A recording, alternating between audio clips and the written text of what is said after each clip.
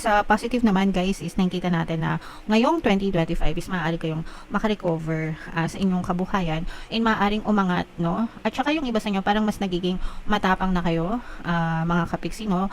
Feeling ko yung iba sa inyo parang natuto na rin kayo sa mga past experiences nyo.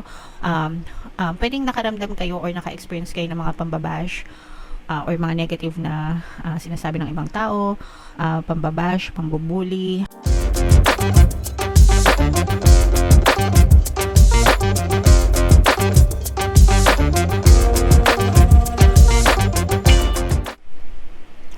Hello guys, hello Sagittarius, welcome back to Pinoy Pixie Tarot. Ang pamagat ng episode natin for tonight is first half kapalaran para ngayong January to June mga kapixie 2025 for Sagittarius, Sun, Moon, Rising, Sign, and Venus. Unahin natin tong deck na to guys, tingnan natin yung mga mensahe sa inyo ni Universe, ng inyong mga gabay, mga kapixie para ngayong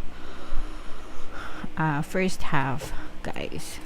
So, for some of you guys, may mga negative and positive mga kapiksi. For some of you, maaari magkaroon ng delay sa mga kontrata, especially kung mangingibang bansa kayo or nag-a-apply kayo sa abroad, guys. Kaya medyo habaan nyo pa yung inyong pasensya.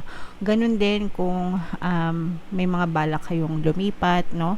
Let's say for example, lumipat ng trabaho, lumipat ng kliyente, lumipat ng bahay, yung mga ganun guys. Anything na may kinalaman sa paglipat or sa movement, pwedeng magkaroon ng konting delay dahil sa mga requirements, sa mga dokumento, sa mga pipirma, sa mga approvals, no? Yun yung maaaring magkaroon ng konting delay mga kapiksi. Pero it doesn't mean na hindi siya mangyayari, no? Mapupush through pa rin yan guys, pero kailangan yung habaan yung inyong pasensya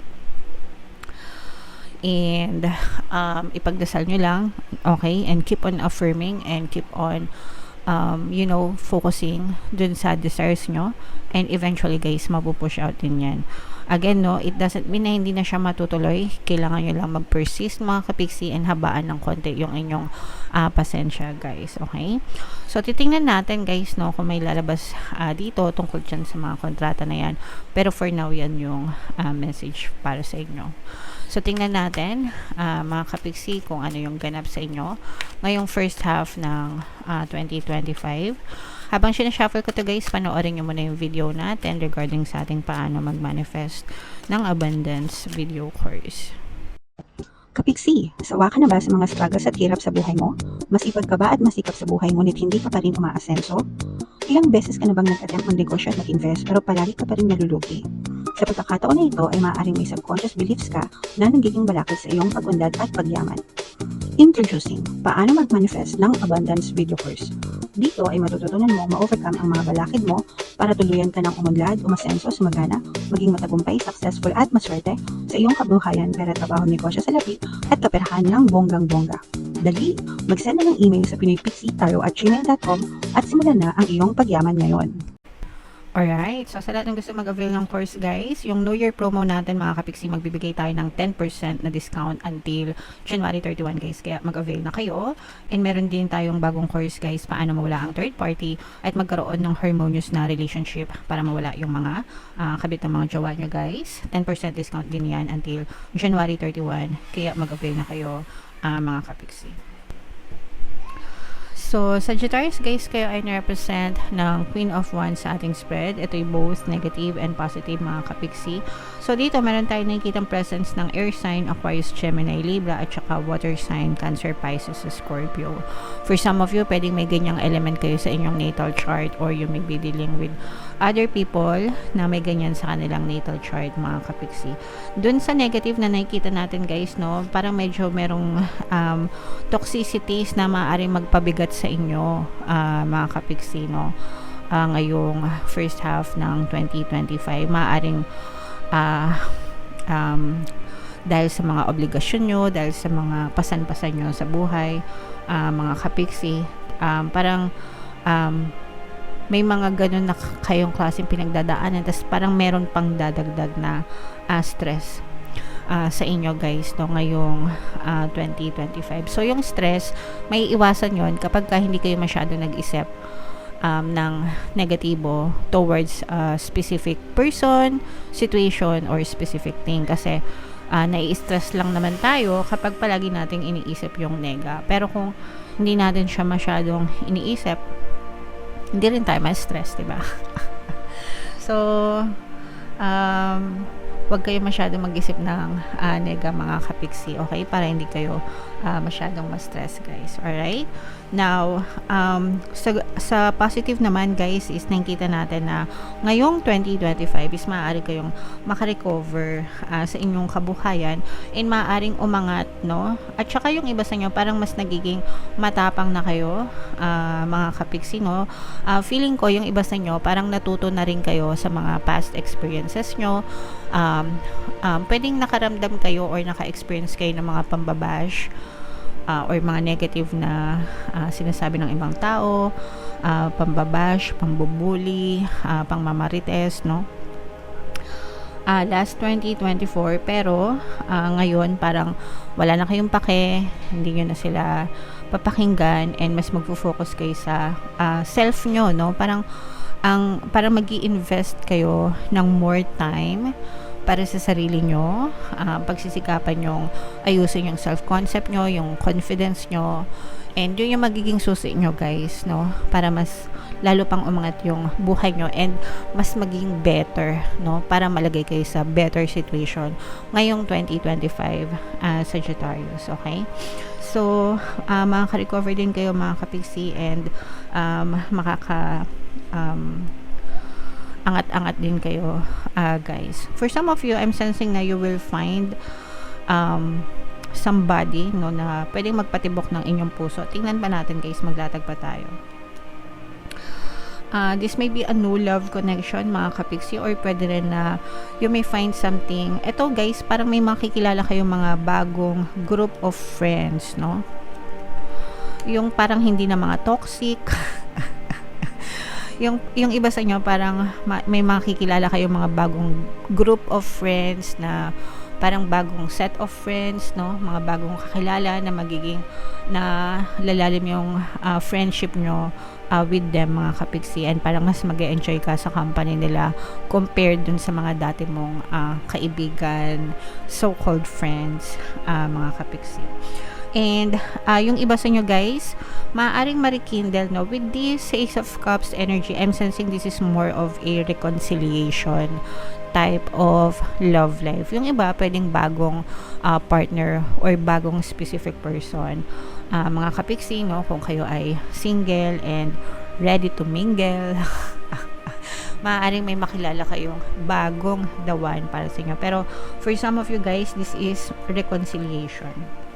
So, nakikita natin na merong magbabalik from your past, mga kapiksi. Pwedeng ex-lover, ganyan, from your past. And itong person na to, susuyuin kayo. And they will try to win you back, no? Hindi lang sa reconciliation na magkakabate, pero maaaring ligawan ulit kayo nitong person na to. Maaaring ma-rekindle yung inyong relationship. Maaaring magkaroon ng acceptance and forgiveness, and maaari din magkaroon ng second chance para madugtungan yung naudlot ninyong pagmamahalan.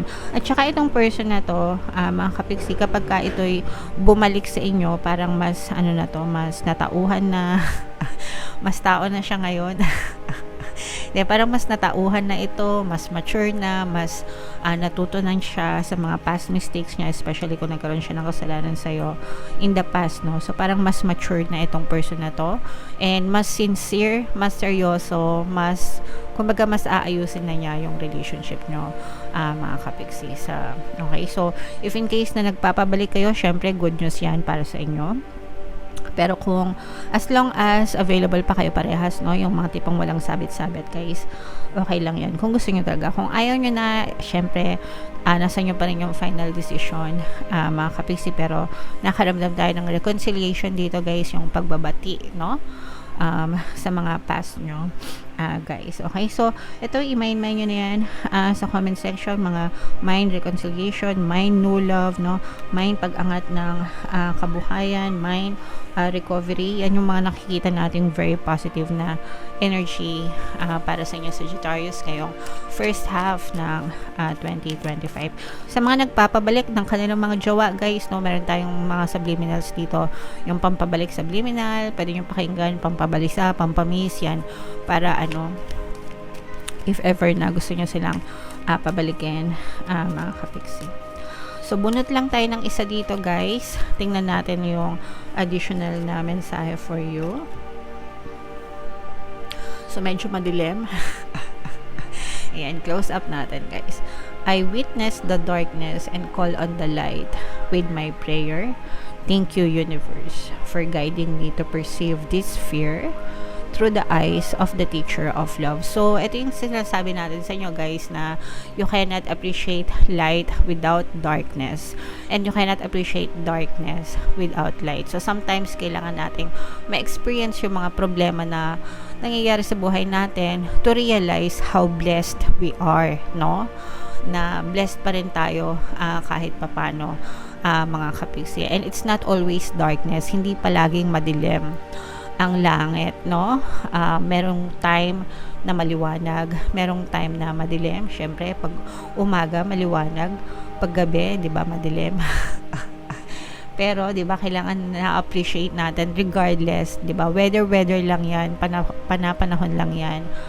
Mga kapiksi, regardless of the weather, madilim man, maaraw man, 'di ba? Let's always appreciate lahat ng nangyayari sa atin, and hindi naman tayo palaging pababayaan. Hindi naman tayo papabayaan ng nasa taas. Palagi tayong ginagabayan, and para sa atin din 'yon, mga kapiksi. Always remember na lahat ng nangyayari sa buhay natin is para sa atin, guys. Okay? Alright. So, napakaganda ng mga mensahe sa inyo, Sagittarius. Comment down below.